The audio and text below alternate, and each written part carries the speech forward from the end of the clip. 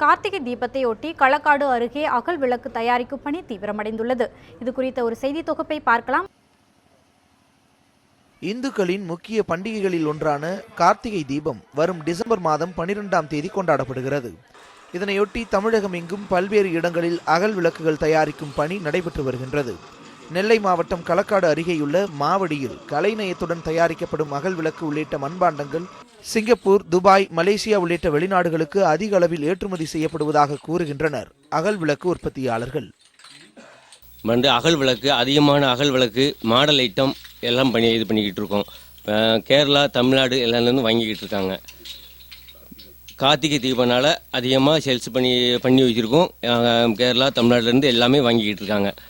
இன்னும் இங்கே வந்து தமிழ்நாட்டிலேருந்து எல்லாம் பண்ணுறாங்க. 80 பைசா முதல் 10 ரூபாய் வரை விற்பனைக்காக இங்கு தயாரிக்கப்படும் விளக்குகள் தமிழகம் முழுவதும் அனுப்பி வைக்கப்படுகின்றன. நவீன முறையில் கலைநயத்துடன் தயாராகும் விளக்குகளுக்கு கேரளா, ஆந்திரா, கர்நாடகா, புதுச்சேரி உள்ளிட்ட பல்வேறு பகுதிகளில் இருந்து ஆர்டர்கள் வருவதால் தொழிலாளர்கள் மகிழ்ச்சி அடைந்துள்ளனர். இதனிடையே மண் தட்டுப்பாட்டால் விளக்கு தயாரிக்க போதிய மண் எடுப்பதில் சிரமம் ஏற்பட்டுள்ளதால் இதுகுறித்து அரசு நடவடிக்கை எடுக்க வேண்டும் என உற்பத்தியாளர்கள் கோரிக்கை விடுக்கின்றனர்.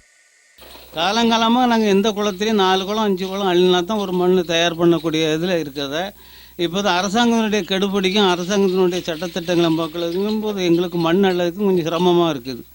பல வகையான கட்டுப்பாடை வச்சு மண் அள்ளதுக்கு முடியாத அளவில் தெரியாமலும் அள்ளி காலத்தை கழிக்க வேண்டிய சூழ்நிலை இருக்கிறது. அதனால் பிழைப்புகளும் அடுத்தவர்களுக்கு வேலை கொடுக்க முடியாதவங்களும் ரொம்ப சங்கடமாக இருந்துகிட்டு இருக்கோம். எங்கள் தொழிலாளர்களுக்கு பாதிப்புக்கு ஆக வேண்டிய காரணமே அரசாங்கம் தான். மண்பாண்டங்களை பயன்படுத்தி உணவு சமைப்பதால் உணவில் ருசி கூடுவதோடு புத்துணர்வு ஏற்படுவதால் வெளிநாடுகளில் அதிக அளவில் வாங்கிச் செல்கின்றனர். இதுகுறித்த விழிப்புணர்வு மக்களுக்கு ஏற்பட்டால் மண்பாண்ட தொழில் மேம்படும் என மண்பாண்ட உற்பத்தியாளர்கள் நம்பிக்கை தெரிவித்துள்ளனர். முருகன், நியூஸ் 7 தமிழ், நாங்குநேரி.